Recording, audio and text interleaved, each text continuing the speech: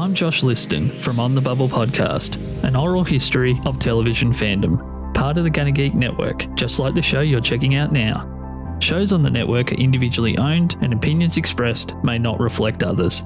Find other awesome geeky shows at GunnaGeekNetwork.com. This is the official GunnaGeek.com show. Each week we run down the latest news and happenings in the world of geek. These are your hosts for the show, Steven, Chris, and SP.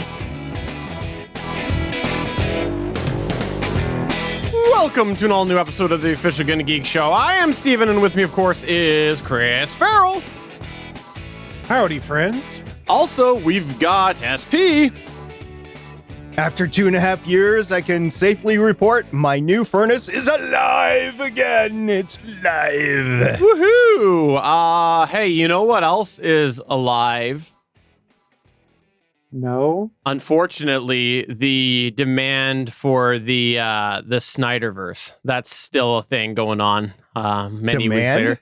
It's still all over the Twitter. People are still chatting about it, and I believe that that's largely because I actually watched the Snyder Cut this past weekend. So, yeah. It's free HBO Max promotion at this point. That's all it is. I know. But I did go on Twitter after, and I did see a lot of comments about there. And I got to say, I think, SP, you summarized it well. I'll try to stay out of spoiler territory, but I think you are absolutely correct that the story is better told as a whole, but it is not a better film.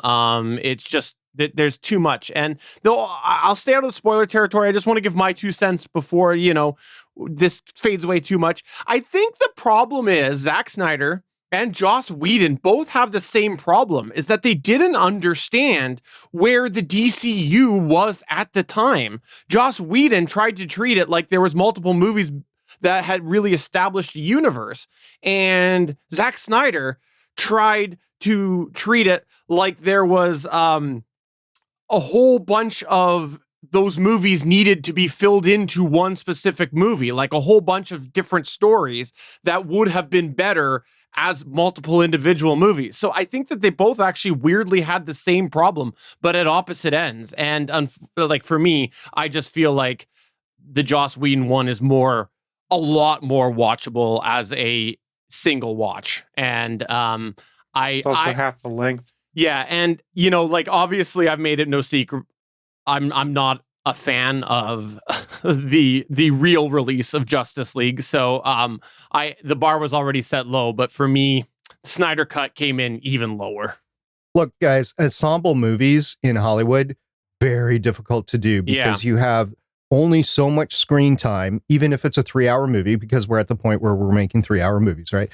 There's only so much screen time that goes around. So there's only so much story that can go around. And if you have so many A-list or even B-list, if you have so many characters, it's going to be impossible to place them in a limited amount of stories. So then you get story growth and story goes all over the place. And as a viewer in one sitting, you can't follow it. Now in a TV show, when you're sitting down over multiple weeks or a whole season or seasons, you could do multiple stories. You get that. You get character growth a little bit at a time, but you can't cram that whole thing into a 2.5 to 3 hour movie. It's not, and even with Snyder, he couldn't do it in 4. He tried, and it just didn't work. Now, I will give credit where credit's due. I will say that one of the biggest things that I remember when I first watched Justice League coming out was like, Cyborg, what the heck is with that? Like, just like shoehorned in there. 100%, the Snyder Cut gives you information on Cyborg. Way better handling, but you would expect so with 4 hours. As well, I think that the musical score was a lot more representative of the different characters and was just a better play. Now, obviously, there's been a couple of movies released since Justice League first came out that maybe that he had to play off of, but I just those are my thoughts, and I won't harp on it, but I just wanted to give my take since I finally watched it, and I did rewatch the Whedon one right after I watched the Snyder. Just dude, I know I wanted to make sure I wasn't being unfair, and Also, I wanted to do the analysis where I'm like, wait a minute, that's different. And then go and pull up the other one and do a side by side and go, oh yeah, you could tell the hair's a little different on this spot. And, just really break it down, right? So question for you, Steven, since you're such a fan of Zack Snyder's creative vision, when is the GonnaGeek.com show going to be presented in 4:3 aspect ratio to purposely present your artistic vision of what it should be? Give me some time, make your news story drawn out. Maybe I can make it happen. We'll see. Just talking about different things that we've done in the past week, I completely finished my Star Wars watch through. I started with the Phantom Menace. I worked through all the series and everything. I watched the remainder of episode 9 on the treadmill on Saturday. The whole thing, kit caboodle, never going to do it again, but I did it. And it took several months to do it, by the way. Well, I think that you should definitely make yourself a trophy and give it to yourself. That's what I think you should do. Yeah, everybody's a winner. I completed the Star Wars watch through. Chris, what did you do? I played video games. Which video game? Yeah. Well, I was trying to play Outriders, which I think I talked about briefly on this show at one point in time because it came to Xbox Game Pass day one. But their servers were really, really screwy. So they had to actually resort to the tried and true method of turning them all off to turn them back on again to see if that fixed things. No joke. That's what they did at one point in time. And it sort of fixed things, but it's not going well. I've enjoyed the game, but trying to play multiplayer with folks has been problematic because matchmaking seems to be broken. So I've been playing a multiplayer game as a single player experience right now. And it's fun, but I'm looking forward to getting to actually, play with people at some point in time once things are working again. Does it play any better on your PlayStation 5? Well, if I had a PlayStation 5, I could play crossplay with my friends on Xbox and vice versa, but I do not have a PlayStation 5. Darn. So you say. And why would I buy it for PlayStation 5 when it's part of my Game Pass subscription on Xbox? I don't know, because you like the PlayStation 5 better? Yeah, that's certainly one opinion. All right, well, let's go ahead to more of our opinions and get to the news.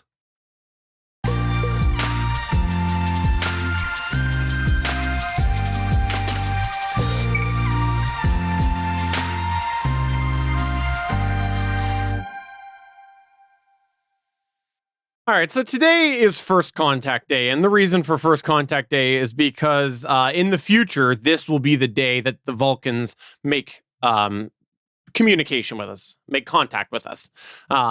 First contact, you may say. Yes. I have a short question. Okay. Well, how did this become the big Star Trek Day instead of Kirk's birthday? Because didn't it used to be Kirk's birthday? Well, that's a good question. Probably because First Contact Day is a retcon, which then came first in the timeline. I don't know.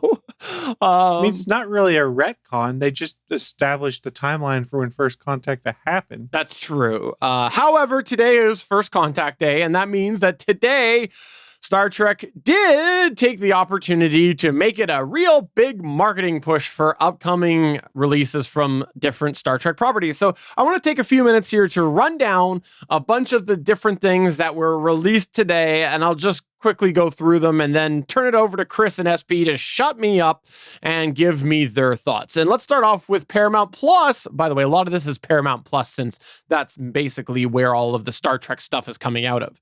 Paramount Plus did release a first look at the Captain Catherine Janeway that we will see in the animated kids series Star Trek Prodigy. This is set to come out later this year. Kate Mulgrew is going to be making a reappearance as the voice of Janeway, who will serve as the starship's built-in emergency training hologram. That's really cool to see that she's going to be coming on back. I have no real thoughts on it because I've only just read the quick synopsis as well as seeing the image on it. But, it's nice seeing them continue to branch out the Star Trek property into another type of property. Next up, Paramount Plus did announce that the second season of Lower Decks will premiere on August 12th. They did drop a teaser trailer.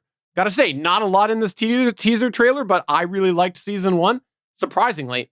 And this has me all sorts of excited for the next season. I don't even know what that means.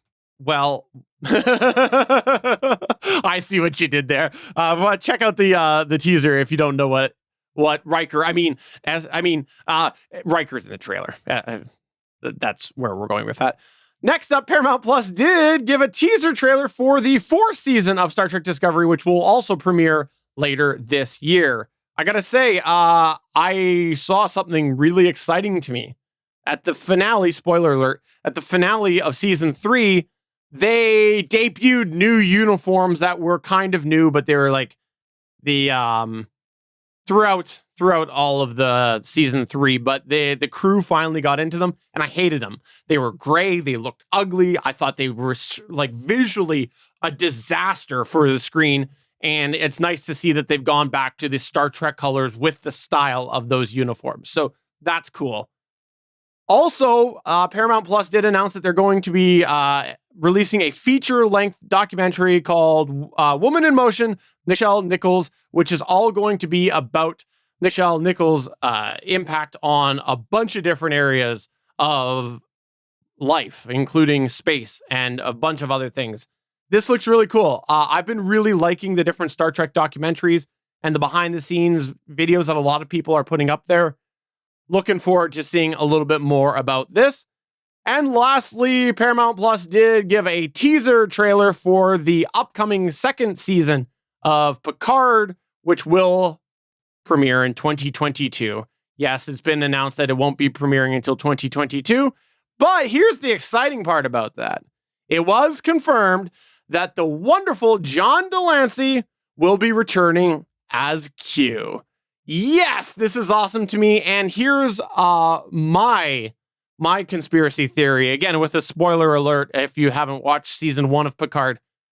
I wonder if this is how they fix the overall panning of what they did with Picard turning into an android at the end of season 1. Q could do it. Q could be the key. He has screwed with Picard's life before, and he could restore him back to human, because I don't know. I think that might be one of those things that they look to try to get Picard out of. Q's done it before. It was season 1 of Star Trek TNG, where he temporarily turned Data human. Exactly. So it's not unheard of. So I think that this could be our key to getting Picard back to human, which I think would be really good, because the way that they set up the whole, Picard will eventually die thing was a bunch of BS. So I'm looking forward in any case to seeing Q make a reappearance in the Star Trek universe, in addition to season 1 of Lower Decks, of course. So what are your guys' thoughts? Let's start off with you, Chris. So the thing I'm most excited about, obviously, is the return of Q, because we all had our thoughts and feelings of, is Q going to show up in some way, shape, or form in season 1 of Star Trek Picard. So to get confirmation that he's showing up, that's cool. But at the same time, let's not also read into the fact that Q is going to be a main character or anything like that. I somehow doubt that's the case. But John Delancey's involvement, that's always good in my mind. He and Patrick Stewart had great chemistry on screen. Well, to be honest, John Delancey's had great chemistry with all the Trek captains, though, as I think about it. Although I am partial to then Commander Sisko punching him in the face in a boxing ring. That was pretty fantastic. I'm not Picard. Exactly. As for the other news, we'd known for a while that Kate Mulgrew was returning to the role of Janeway. It was supposed to be, and I believe that show originally was supposed to be on Nickelodeon, and I think now it might be on Paramount Plus and Nickelodeon both. That's cool. I mean, Star Trek's kind of spreading their wings to try and cover all the different bases, kids shows, cartoons geared towards adults, ongoing Star Trek dramas that kind of are an homage to the old school feeling of Trek, and then pushing forward with what their current new vision for Trek is in Star Trek Discovery. So I would argue that no matter what kind of Trek fan you are, be it if you're someone that prefers the original kind of Star Trek versus someone who prefers new Trek, there's probably something here for you. I don't know if I'm going to consume all of the content, but I'm excited to see where it's going. And I do have Paramount Plus for another 11 months, so I guess I should watch something besides 4 reruns of The Challenge and The Challenge All-Stars, because that's pretty much all I've been watching on there. SP, I know that you've watched a bunch of this as well. What are your thoughts? Well, first of all, with the Prodigy series, I'm not going to watch it. I'm just not going to. It just doesn't turn my handle. However, I don't hate Kate Mulgrew. I don't hate Captain Janeway. I think this is an actual good use of the character, transforming the character into a hologram and then make it accessible to a very young generation. I think this is something that Trek has not really embraced, and they are going to embrace, and it's going to open up future fans like 20, 30 years from now, people that are your age, not my age, because it'd be another like 50 or 60 years to get to my age there. But I think it's a really smart move, and I'm glad to see that. For Lower Decks, it's just going to be flat out fun to watch. It's going to be brainless stuff to watch. It's going to be fun. And that's why I interrupted your little news segment right there with the last line from the trailer there. Star Trek Discovery. I'm a little conflicted on this one. I will probably watch it because there's probably not much else going on, but I'm not like really stoked to watch it, which is kind of weird because this is what I kind of want in a universe. Let's get beyond everything. Let's go do something new. And I just don't know if I'm embracing it or not. The last one, though, with the Picard, the rollout of Q in the trailer literally had me doing flashbacks to when I was in Chicago in 2019 at Star Wars Celebration. And at the end of the trailer for episode 9, Ian McDermott, you could hear his laugh, and he physically came out onto the stage. I was there. Many, many thanks to Jeremy from Transmissions Podcast for enabling that for me. I did not have tickets to get into there. He allowed me to use one of his family's tickets to get in there. It was great. I'm glad I was there. It was something that I'll always remember, regardless of what I think about episode 9. This rollout of John Delancey in this trailer reminded me so much of that. It was like, oh, you're almost ripping it off. But on the other hand, I really enjoyed Q in the series. I think Q and Picard pin off each other really well. I think it's going to be a decent story. The one thing that I'm always a little bit iffy about with Picard is, let's face it, Patrick Stewart's not getting any younger. Yeah. So as they're filming this season, they have to end it at a point of what if Patrick Stewart doesn't come back for the next season? So you're always going to get an end point, and that might be the end point that you're going to have to live with in the end. So this might be a very important season here between Q and Jean-Luc Picard. Or an end point that allows them to spin it off with other characters that aren't Picard. Like you could very easily pick it up and have it be like, hey, 7 of 9 we're going to do a mini series focused on what 7 of 9 is doing based off what we see in the first 2 seasons of Picard or something like that. I would say some of the other characters, but I don't think people care enough about any of the other characters to want to spin off of them at this point in time. Yeah. I don't mean that as a slight. That came across sounding poor. I don't mean it to. I'll give you a Star Wars analogy. Andor. I could care less about Andor. Yeah, who cares? And let's be honest, the way that those characters were used in season 1 was really as supporting for Picard and 7 of 9, right? Like that was the focal point stories that they were giving us were on those 2 characters, because they were recognizing they were coming back with characters for the first time in a very long time, and they wanted to tell a story to fill in the gap between that point and when we left off. So these other characters were just kind of there for a little bit of side plot, but overall just support. So yeah, I'm looking forward to seeing all of this when it comes out. Really, really weirdly excited for Lower Decks. So the thing that really surprised me on this, and maybe they just haven't announced yet because it's still first contact day and they're probably still dropping news, is I didn't see anything on Brave New Worlds, the spinoff they're doing with Captain Pike and Spock and Number 1. And that's supposed to be filming soon, if not now, I thought. So I assumed they'd give us something in regards to that. But I'm wondering why they didn't. Maybe it's going on right now, though. I don't know.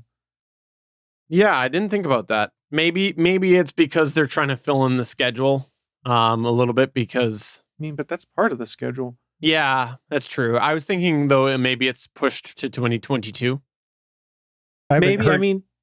My concern for them is the longer they put off talking about it or showing off a bunch of stuff with it, the more the interest dies down, because Discovery is about to do its 2nd season set 3,000 years in the future or whatever it is now. So we're more removed from Captain Pike. And when that fan movement was starting up, like, oh my God, we really love what Anson Mount's doing with this. We want to see more of Captain Pike on the Enterprise. We're getting more and more removed from that. And that's not to say fans won't care still, but it's not as electric, for lack of a better term. What if they're planning on killing off Discovery after season 4 and just reverting back? Yeah, I could see them doing that too.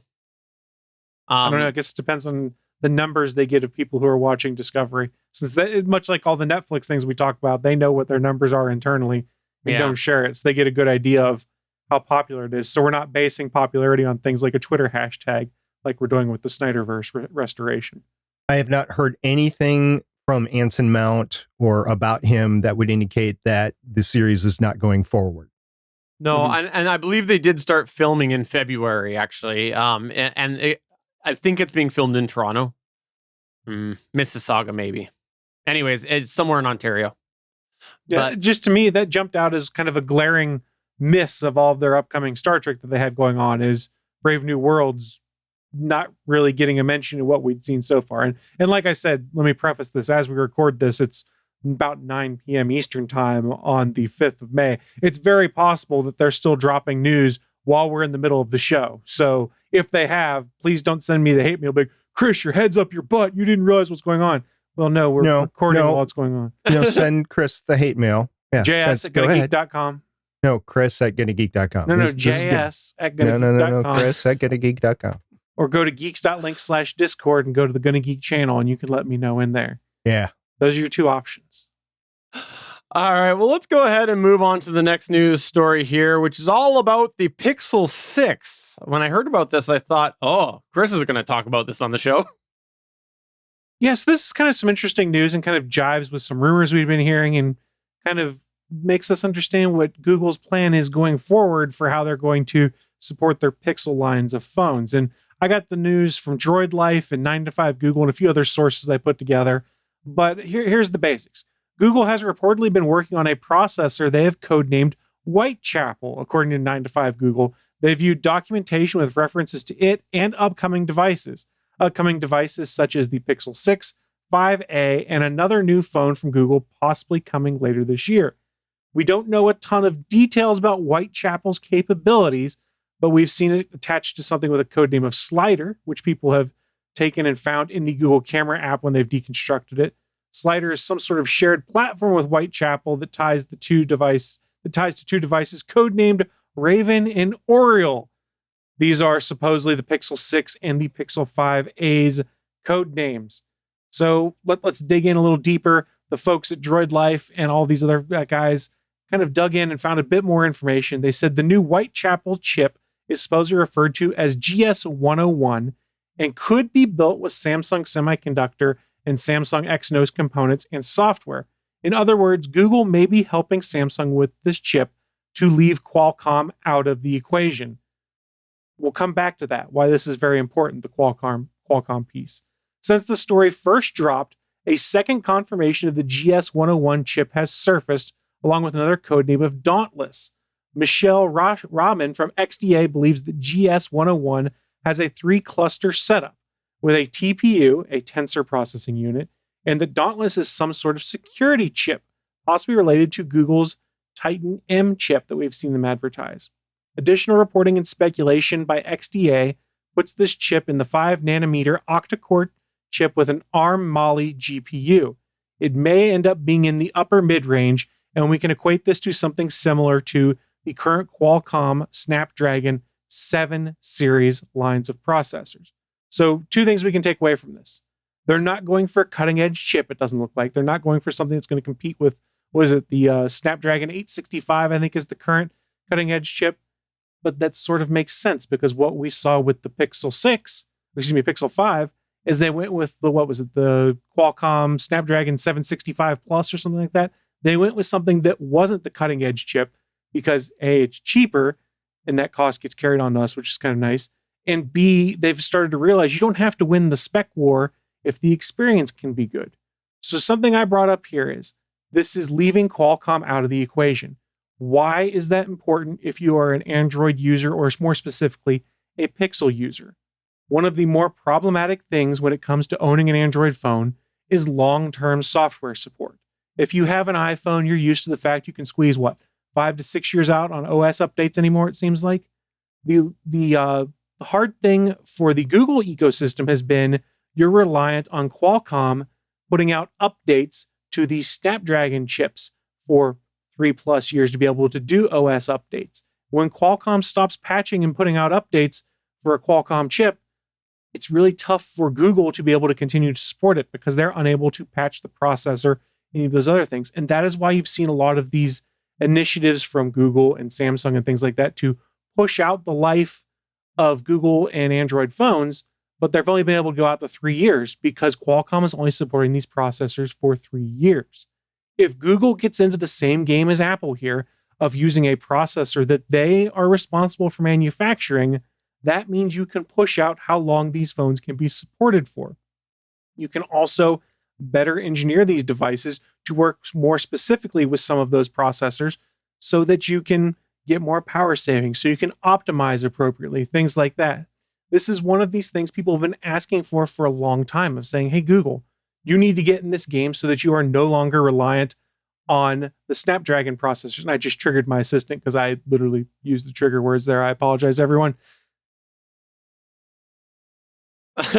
For the audio listener, Chris is muting so he can tell his Google Home Mini to shut up. I saw it light up out of the corner of my eye. I was like, son of a gun. Because I didn't even think about it. I used the expression that would trigger it.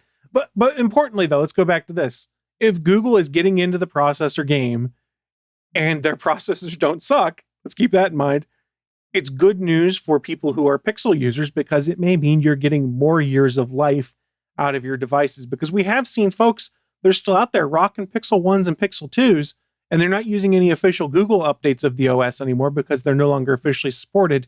They're all supporting it on their own and putting out collaborative patches of their own and flashing their own OSs onto them. So the hardware can potentially support it, but the problem has always been the processor. And if Google is doing it themselves, you get around that problem. It worked for Apple. In fact, it worked so well for Apple, they started doing it for all of their laptops and desktop computers now too. So I think this is an interesting move, and I wonder what Qualcomm's reaction is here too. And more importantly, I wonder if this means there might actually be a hope for Wear OS to continue in some decent form, because the problem has always been the Snapdragon processors they put in those are just hot, terrible garbage. Just absolutely terrible. You know, the only reservation I have on this is that it is Google, and obviously anytime Google starts something new, I have hesitancy because of the fact that what are they going to do with it long term? That's just the way that it is. But if we put that aside, I do think this makes a ton of sense for multiple reasons. Number one, like if they want to branch out to something else, having that same chip, we've seen how that has benefited Apple for you being able to use their chip in multiple different mobile devices.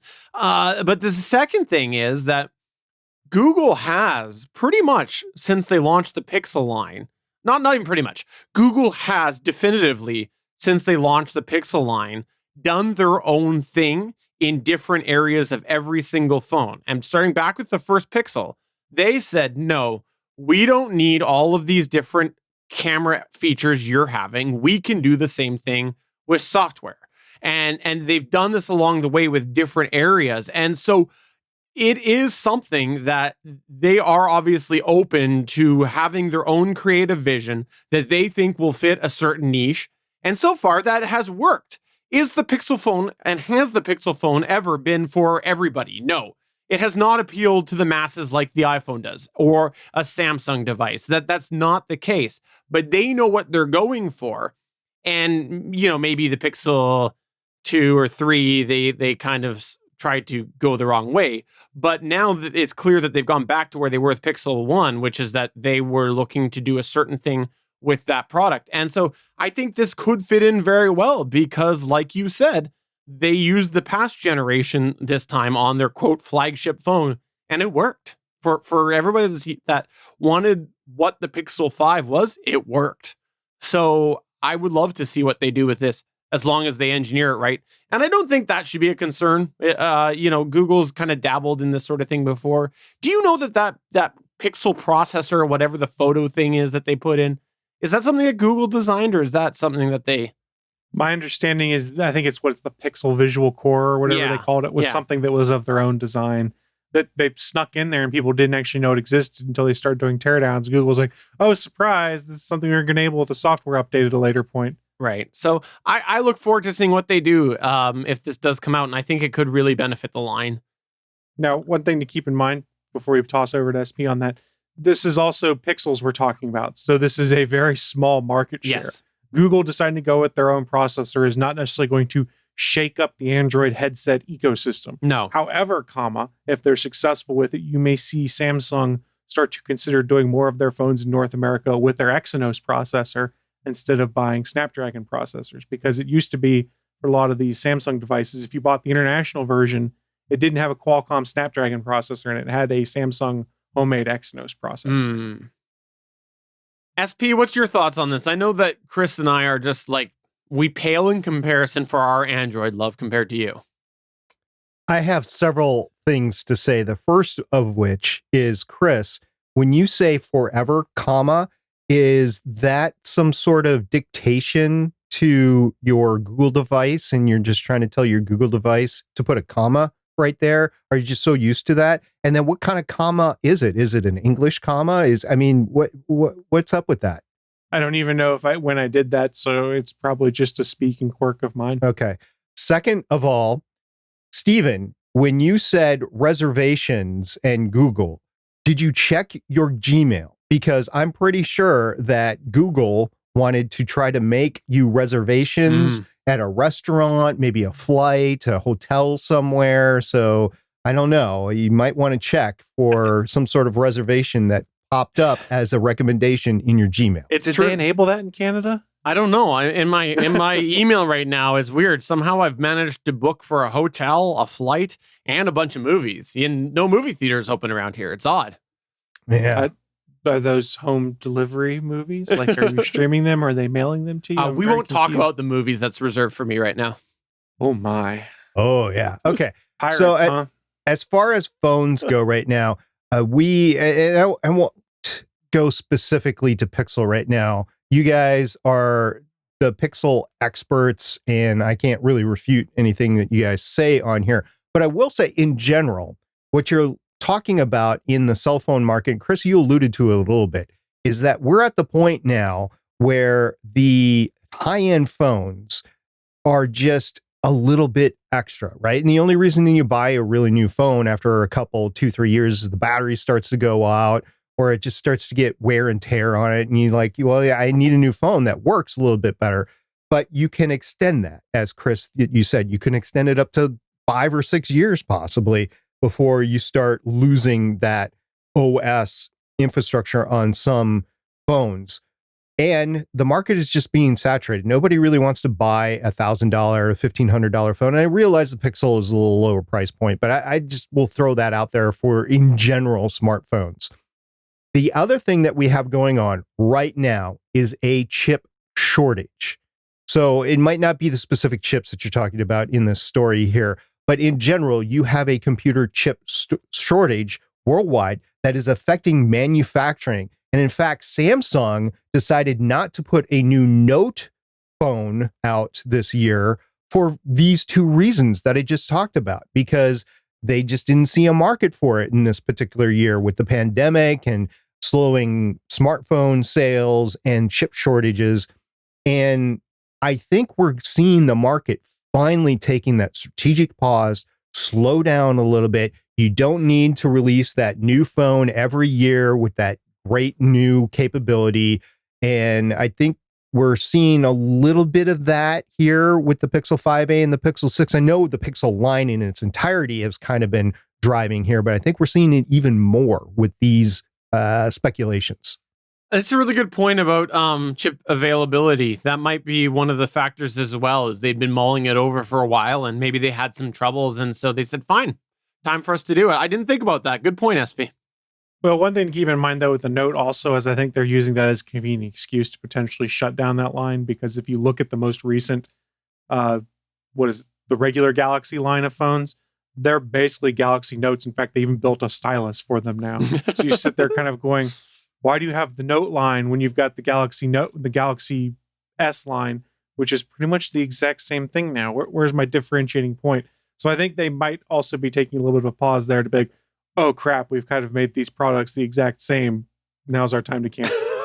There's some speculation that that's an issue, absolutely, but there's some speculation, especially with the foldables as they're being developed, that the Note line will be reemerging as a new foldable brand as it comes out in 2 or 3 years when they bring it back. So Right. all possibility. I have no magic crystal ball here. I'm just laying it out that it was a factor with the chip shortage to cancel the Note. Convenient excuse. I don't think they would have canceled it this year had it not been for that. So, Yeah, I wager you're probably right, but I think they may have knocked their production down on it some because of how similar it is to the rest of their product lines. But chip shortages are a big deal. There's a Indiegogo project I did for wireless Android Auto. They sent us out an update and said, hey, the chips we wanted, they're not available. So there's going to be a bit of a delay because we bought what was readily available, which is a better chip, which is good for you guys, but is going to cause prices to go up for anyone who wasn't part of the backing campaign that wants to buy this. So people are trying to find a way to do it. You're starting to see people going, well, this is available. And even though it's not quite what I need, I'll pay it a little bit extra so I can get these products out. I mean, we've been seeing this ripple effect for a year now. I joked earlier about the PS5, but the PS5 and the new Xbox are just a small slice of this whole thing. Cell phones, cars, appliances, electronics like televisions, and it's all being affected. And we're just running into the point of, okay, we're just going to take what's available. Why did we not get an Apple TV, a new Apple TV, 6th generation? Beat me to it. Yeah. I was about to make the Apple TV reference. Yeah. I mean, this all could be interrelated. I know that there were production issues, like literally factories couldn't open even if they did have the hardware available, the specs available or whatever. But yeah, I think we're going to be seeing this more and more. I was trying to think of what really would bug me the most. And right now it's just the big ticket items like cars. Like automakers are making cars and literally parking hundreds, if not thousands of them just because they don't have the final chip to throw in there. Cars are going to become an issue. Now, am I really in the market for a new car right now? No, I kind of went through my whole cycle of doing that for the family a couple of years ago. I do want a new truck. And this is going to affect my ability to get a new truck, probably at a lower price that I wanted, whether it's a Cybertruck or a GMC or whatever it is. I'm going to be keeping my eyes on that. And if I wanted a used vehicle, like 3 or 4 years from now, if I want a used vehicle, now I have to figure out, does that have a substandard chip in it? Or can I get a model with a better chip? Or can I get an aftermarket chip to throw it in there to increase the capabilities? Who knows? It's just going to be a big issue all the way around. I know I just took a gigantic sidetrack with this whole thing, but it's important to note all of this when we're discussing electronics and anything with a computer chip in it, probably for the next year or two. Well, I look forward to seeing what happens with all of this chip stuff, and let's go ahead and move on to SP's news points, but let's just make sure that we give him a special little bumper there. This is Note 7 Watch 2016. Sorry, one of you guys mentioned the Note. I had to dig it out. Yeah, it was me. Oh, yeah, that brings back good memories. All right. So in the past week, what did we see? I mentioned it last time. The SpaceX SN11 was set to fly. I noticed all sorts of issues that were pending with it. Kind of shocked it went off how it did. Elon is pushing, and I shouldn't have been shocked about that because Elon always pushed. But here's the fallout and a little bit of my opinion on how things are going to shake out from here. It's not going to be roses here. It's going to be a little bit not confrontational, a little bit just out of the ordinary, right? Okay. So what we have here is SN11 took off the day after we recorded the last podcast. It was Tuesday, March 30th. But SN11 was the same as its 3 predecessors, 8, 9, and 10. And it took off from Boca Chica, Texas, the same flight profile, went up to 10 kilometers, went over into a belly flop maneuver. That's what is being called now. And then it was going down to land back at Boca Chica. It was flying with the flaps, angling down, and it ignited one engine, ignited the second engine, had good diamonds on both engines, and the third engine ignited and lost the signal. Didn't see anything after that. Because there was fog in the area, you just didn't have a good visual of what happened. And with the loss of signal, you didn't know what happened with SN11. So you had this cloud of foggy haze. I don't think it was pollution. I think it literally was just morning fog haze that's down there in Boca Chica. And that was a little bit different, that Elon pushed for the flight test early in the morning where he could have waited for the fog to burn off and get a good visual of everything later in the afternoon. I'm betting he's regretting that decision.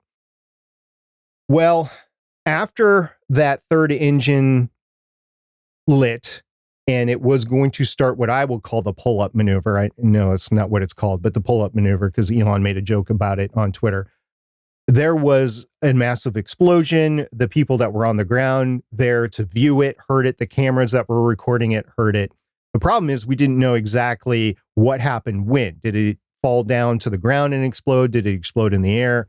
Well, the first indication was that debris from the explosion was found up to 5 miles away. To me, that indicates an air explosion, because very few times you get something on the ground and it explodes and you get something that's 5 miles away. Sometimes it happens, but not all the times. But overflights of the area performed post-event by RGV aerial photography, and they fly over an actual plane because you can't fly over drones over Space Base USA or Boca Chica.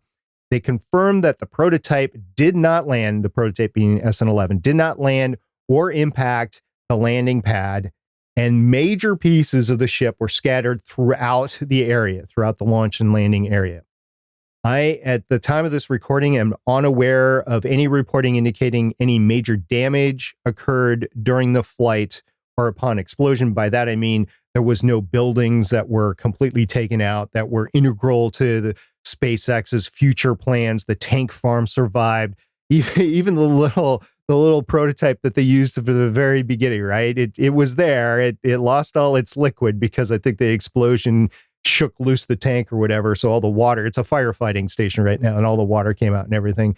But there was no major damage. There was minor damage, like an ATV was totally lost, and maybe some non-essential buildings were lost, but nothing big occurred, and there was no damage to any of the other prototypes or buildings that are used to actually construct this.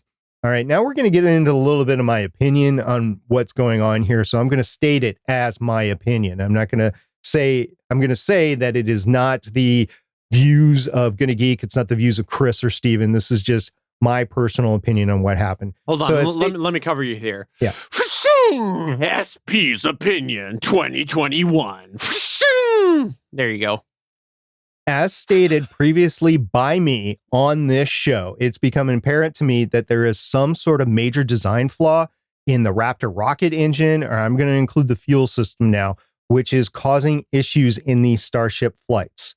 Now, earlier today, Elon Musk replied to a tweet, and it was a question by Everything SpaceX asked Elon, how's the investigation into SN11's RUD going? And RUD is Rapid Unplanned Disassembly.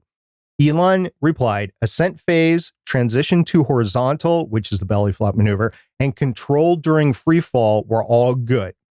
A, parentheses, relatively, small CH4, which is methane, leak led to fire on engine 2 and fried part of the avionics, causing hard start, attempting landing burn in C4H turbo pump.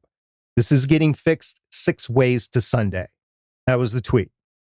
A lot to unpack here. We've seen fire in the avionics bay where the rockets are before. We have seen them in all the previous flights. We have also seen a fire from a vent, a fuel vent on the pad after SN10 landed, and then 8 minutes later, SN10 exploded.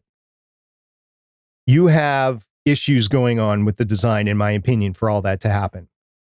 Further, Elon did not give any indication, either in that tweet or any other tweet that I've seen, he might have, but I just haven't seen it, on whether the improved Raptor design on SN15 that he stated in the tweet there and previous tweets, or the new Raptor vacuum design, which they're calling RVAC, by the way. Because remember, Starship has 6 engines in it. It has 3 sea-level optimized engines and then 3 vacuum optimized engines. So there's no known if the improved design in RVAC, which was recently spotted as SpaceX McGregor rocket test engine stand there in Texas, incorporated any fixes to the stated leak problem. And there's a nice picture, if you haven't seen it, of the McGregor, of the two rocket engines. You can clearly see a difference in size. And the one on the right happens to be the one that we've seen in all the test flights so far. And the one on the left is the vacuum. It's huge in comparison. Same rocket engine, it's just optimized for different atmospheres. Moving on further, the FAA is clearly stepping up its safety monitoring of these flights, as all 4 of the SN8 through SN11 flights have resulted in RUD. And the latest flight had a large potential to perform grave damage to people and property in the surrounding area. Grave damage. It exploded in the air, sent shrapnel at least 5 miles away. And from different things that I've read, even might have impacted some wildlife reserves or whatever they call it down there. So complicating things is that the next prototype vehicle, SN15, contains significant design changes, as I said before, according to Elon Musk, which could further delay FAA clearance, because not only do they have to investigate what happened with SN8 through SN11 with the procedures and the design, but now they have to apply that to the SN15 design and say, okay, have you fixed it? Is there a good potential that this will not explode? So that's going to take some time to convince the FAA that this is safe and it is not potentially a grave danger to humans or property. Also, at this point, I would expect, and I want to stress, this is only my opinion. I am a rocket scientist, but I am just one guy that happens to know a thing or two about this hardware, that SpaceX will have to conduct a strategic pause to evaluate all the potential causes of the failed flights and to make certain SN15 does not suffer a similar fate. Basically, bottom line, it could be a while before we see the next SpaceX Starship test flight. So Chris, Steven, how do you like that? What do you think? Do you think Elon's just going to try to power through and bowl over the FAA? Or do you think the FAA is finally going to win, have that strategic pause for safety's sake? I kind of expressed last week on the show that I was not exactly in the same mindset that you had been with the whole FAA not sending someone out, or having somebody on hand and maybe playing the bureaucracy game a little bit. I think it's become very clear what they're doing, and it's that they are really trying to force them to dot their I's and cross their T's. And I think that they've realized that maybe they've been pushing things a little much. And I think that you're going to see more of that stuff happen. And this is the way they're going to do it. The FAA is by really holding their feet to the fire to do everything to a letter. So that's sort of, I think it's all become clear. And if things go boom, who's really going to hold the FAA? Who's really going to give the FAA crap for trying to slow things down to take a look at them? Yeah, exactly. So I think that we now know why that happened last week or the week before, whatever it was. I think it all does make sense now. Yeah, it was the week before last that the FAA so the flight was on Tuesday.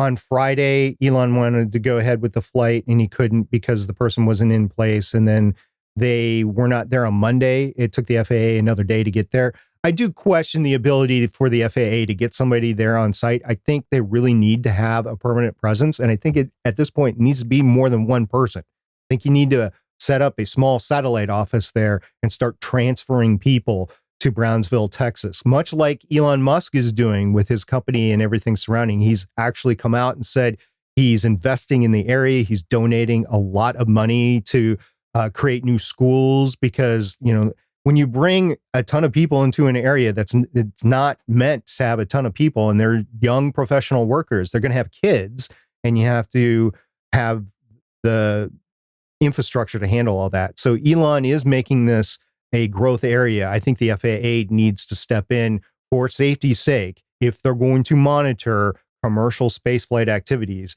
and they need to put somebody there. I will say that. But aside from that, SpaceX is just going to have to cool its heels a little bit and think about safety. Because what if the freefall flight, like one of the flaps came off and this trajectory was a little bit different, a little bit off? and it went further inland or hit somebody's house, because people still do live in Boca Chica right now. They have to evacuate for this whole thing. So what if something that would happen, and what's the potential it may, I don't know, somebody's chickens or dogs or something would have been impacted. There's an ever increasing chance as things are continuing here when you have a design that is not solidifying. So I'm worried about the future a little bit. I'm trying to err on the side of safety. If I have a chance to ever work for SpaceX, that's going to be my chief thought with everything is how can we make this safer? Because let's take the SN10, right? So you land, you have 8 minutes to get the heck out of there before it explodes. And okay, it's possible, but I don't want that to be a possibility. Let's make it a little bit safer so that doesn't happen. So yeah, I have issues right now with what's going on. I think a strategic pause to really look at everything, not to slow Elon down, not to slow SpaceX down, but to make sure that we do it safely and then push on from there. And I think it's all possible, but I think both sides need to get together and have a good plan forward. I know what Elon's going to want to do. Let's just test. Let's fire it up. Let's go. Okay, well, I get that. But now you're dealing with people that have real property and lives at stake. So let's take it a little bit slower at least. I agree. Well, I look forward to finding out what piece of space debris he does end up putting on my house. Well, let's go on to our extra before we close the show down here. Hey, I know that you had another piece of exciting space news that's, again, related to me. That's really cool. It's all about my new toy. It is. Let's talk about Ingenuity. That's the helicopter that's on Mars right now, and it's literally on Mars right now. In the past week, it has been lowered from Percy. It has touched down, and it is ready to go. Now, the issue was, would it survive the first night? Because they didn't know if the heating systems would be able to heat it, because it gets really cold there at night. So they put it down. They want to go through a cycle or 2 cycles to make sure that it can keep warm, that the solar arrays are powering the battery, and that it has a good power before it starts flying, because there's a bunch of instrumentation on there that you want to make sure are working. And Percy's going to watch this whole thing too. So now they're saying the first flight won't occur earlier than April 11th, which will be roughly a week from now. So we'll see if that happens or if they have to further delay, but there's just a bunch of checks that need to happen. Have you guys seen the picture of Ingenuity on the ground away from Percy? Yes, I'm super excited. This is so cool. They're going to fly a helicopter on Mars. I love it. I think it's great. And I do look forward to seeing how it compares to my drone, because I will be flying it. You know, it's interesting that you say that, because there was no reason that they gave for the further delay, because it was supposed to be by May or April 8th, and they gave it a 3-day delay. I think, and this is just my opinion again, but I think it was most likely to go through their checks and processes to make sure that Stephen would not be able to take control of the helicopter during its first flight. I'm pretty sure that you have caused them the 3-day delay. You know what the problem is, right? It's because I've only got an Xbox controller here, and they want me to use the superior PlayStation controller. That's what they want. No. They want you to use the Google Stadia controller like I had sitting right here. Legal disclaimer, I will not be flying that. No, they want you to use the microphone. Oh, the microphone. Let's go to our next extra. And hey, if you don't know what that was referencing, maybe you should come to our live recordings on 5:45 p.m. Pacific time. That's 8:45 p.m. Eastern time on Mondays at geeks.live. Today, I read that it's official. LG's shutting down their mobile phone business worldwide. This has been widely rumored for a while, but today, on the 5th of April, LG did officially announce that they will be shutting down their mobile division. From their announcement, quote, LG's strategic decision to exit the incredibly competitive mobile phone sector will enable the company to focus resources in growth areas such as electric vehicle components, connected devices, smart homes, robotics, artificial intelligence, and business-to-business solutions, as well as platforms and services, end quote. It's going to be around or by July 31st. that you'll see all of this completed and closed down. Now, as we've talked about on the show, LG has been in the mobile sector for quite some time. In fact, Chris and I in the past have mused about some of their phones and considered them on here. And some of them have been quite expensive. Now, we've never, I don't think, owned one of their modern mobile phones. But maybe I sort of did. I guess had a Nexus 5, which was an LG phone. That's fair. I owned a Nexus 5 as well. Okay, so we both did have that, but we never had one of the LG branded ones. But we both have considered them at various times, and sometimes the LG phones have had a hefty price tag. So if you're one of those listeners or viewers who have one of those, and you're saying to yourself, Steven, I know that your opinion is that it's really important for Android users to get their security updates. Well, you are in luck because LG has announced that they will continue supporting existing smartphone owners. Their press release did say that they will continue supporting existing users for, quote, a period of time which will vary by region, end quote. That's what they are committing to, a period of time which will vary by region. So to that, I have to say right here, right now, this podcast is changing formats because usually we target to be about an hour each episode. And I'm going to change that target to be a period of time which will vary by region. That's going to be our new shot here. How are you going to change the time per region?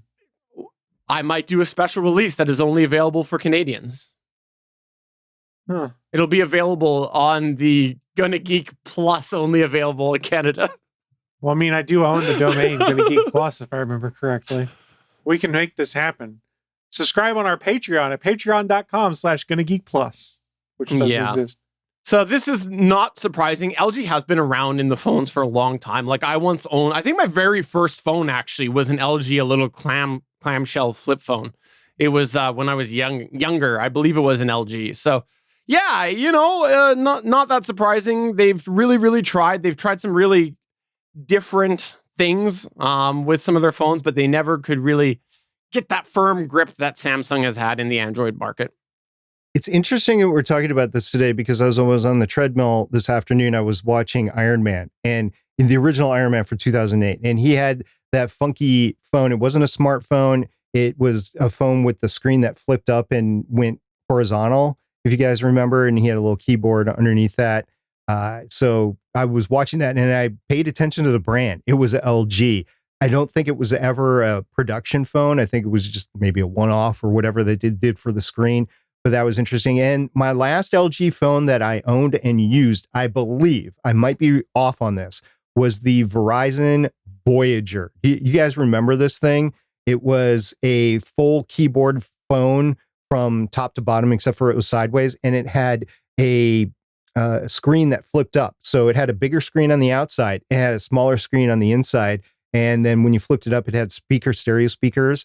And it was not, when you compare it to the modern smartphones, it was nothing in comparison. But back in the day of like 2008-ish, 2007-ish, the Voyager was just a rockin' phone to have. And I remember I had it. I have no idea how much I spent on it, but I believe the carcass of that phone, because I don't even know if it would power up anymore, is out in a drawer in the great room just right outside that door. So I should have grabbed it before this podcast. But yeah, the last Voyager, or the last LG phone I had, was the Voyager. It was the Starship Voyager? Of course. We have to call it the Starship, right? So this is kind of a bummer. I mean, we all knew it was going to happen, but LG was doing the crazy stuff lately, for lack of a better term. Because did you guys see what was it, the Wing, I think they called it, one of their most recent Android smartphones? No, I did not know. This thing was crazy. It was like a phone in the traditional shape that we're used to seeing, just like this. But then if you hit a button on the side, the screen spun to the side, so you had like a T shape, and there was a second screen underneath.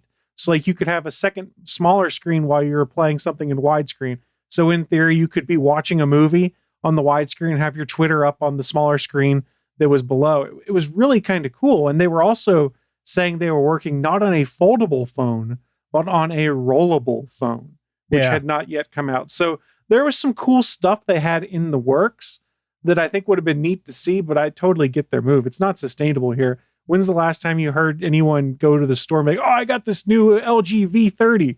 Like the V20 and the V30 were good phones, but they paled in comparison to everyone buying Samsung phones or iPhones. I mean, Samsung is pretty much the big name in Android now. And if you go and look at what's left, HTC's gone, LG's gone. So you've got on the high end Samsung, on the mid to low end, you've got Motorola in whatever form they are now. And Nokia has an Android phone, but I think that there's not really a ton of players there. And it's kind of a bummer, but I hope that some of the creative things they were doing gets picked up by folks like maybe over at OnePlus or Huawei or any of the other Chinese companies that are out there. Some of them were not able to be purchased here in the United States, but I want to see the crazy pioneering spirit we were seeing from LG in their dying days move on to some other organizations, just so we get some cool, weird stuff. Well, that was the thing. I don't remember which one it was, but I almost bought the one that had the swappable modules. Like when oh yeah, that only lasted a year. Yeah, I almost bought that. I was so interested. By the way, I mentioned my first phone was I believe to be an LG, and I did just confirm.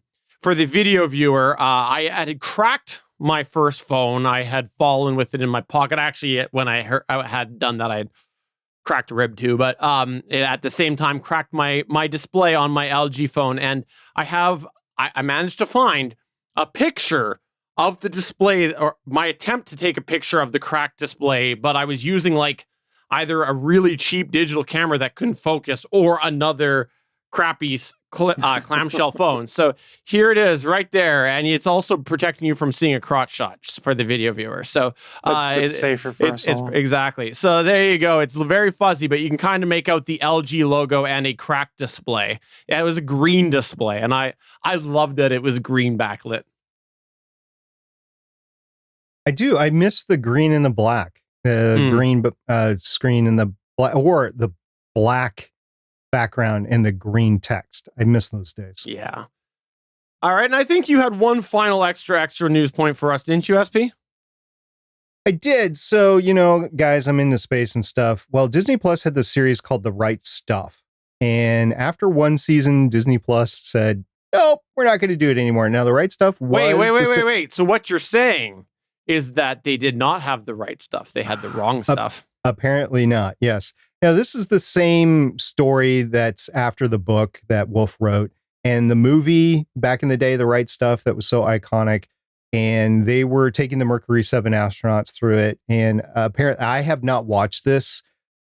I think people were getting it confused with the Apple TV Plus series that For All Mankind, I believe that's called, which is fictitious. It's, fictitious history there. And I think it just got all lumped in together, unfortunately, and it just never took off.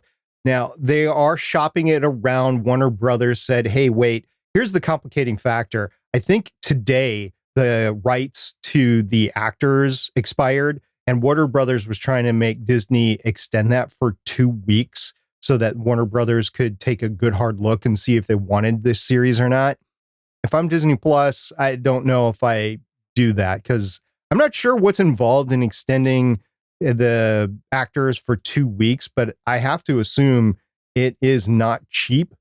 And if there's nothing on the other end of it, even if Warner Brothers pays the bill, it's, whatever. It's a series that they're getting rid of. So I just don't see this living any further, and definitely with Warner Brothers. And if the actors' contracts expire and Warner Brothers picked it up, then it's all sorts of issues with recasting and stuff like that. Because let's face it, the characters, the Mercury 7 astronauts, have to be there in order to make this movie. All 7 of them the entire time. So we'll see if that makes it any further. But The Right Stuff is canceled by Disney Plus.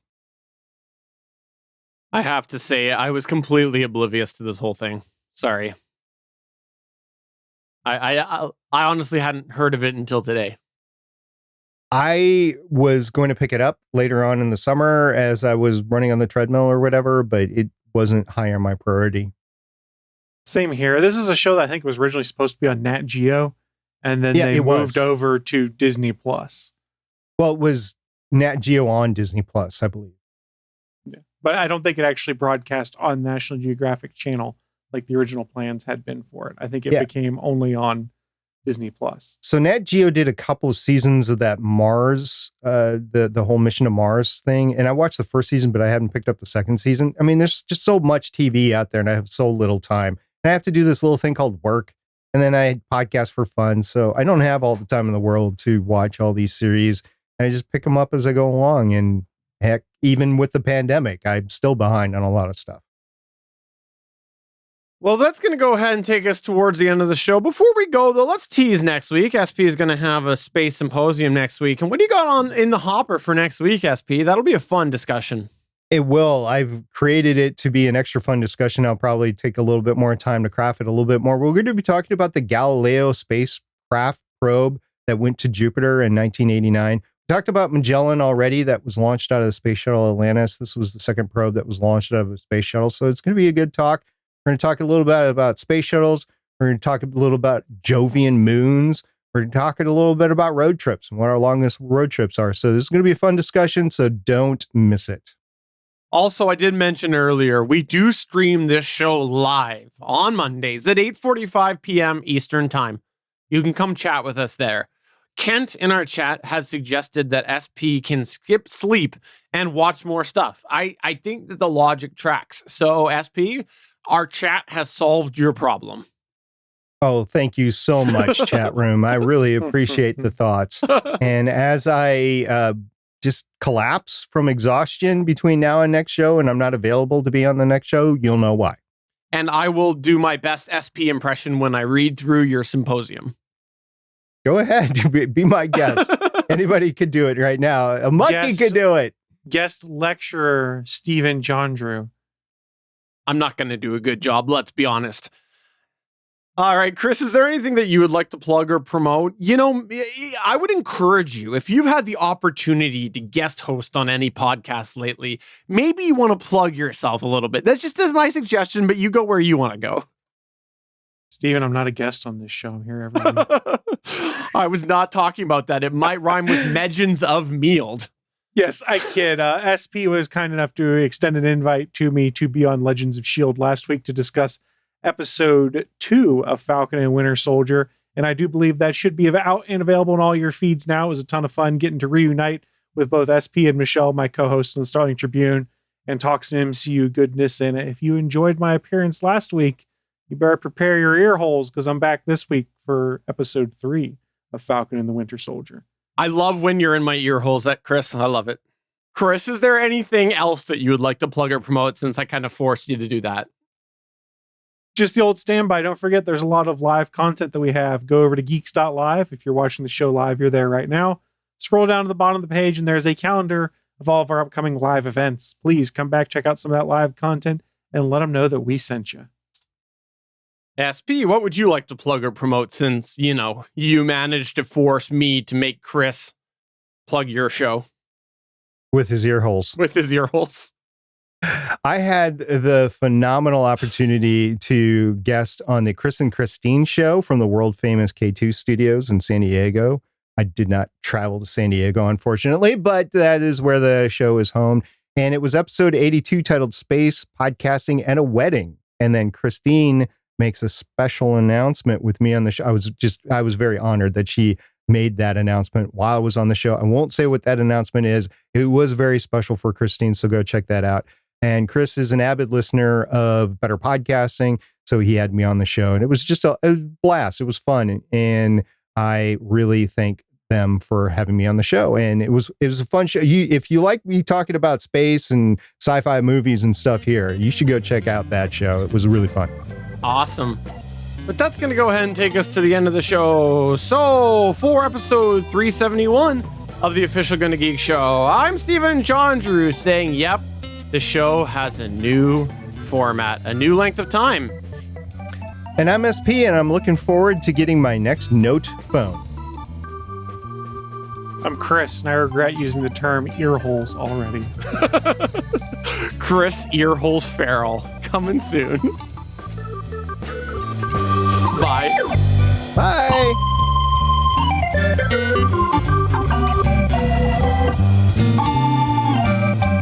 Thanks for checking out another episode of the official GonnaGeek.com show. If you like the show, please give us a 5-star review in Apple Podcasts or a thumbs up on YouTube. You can always join us for our live recording sessions, which stream Mondays at 8:45 p.m. Eastern at www.geeks.live. And remember, you can find our full back catalog at GonnaGeek.com/show. If you're itching for more geeky content, check out other shows on GonnaGeekNetwork.com.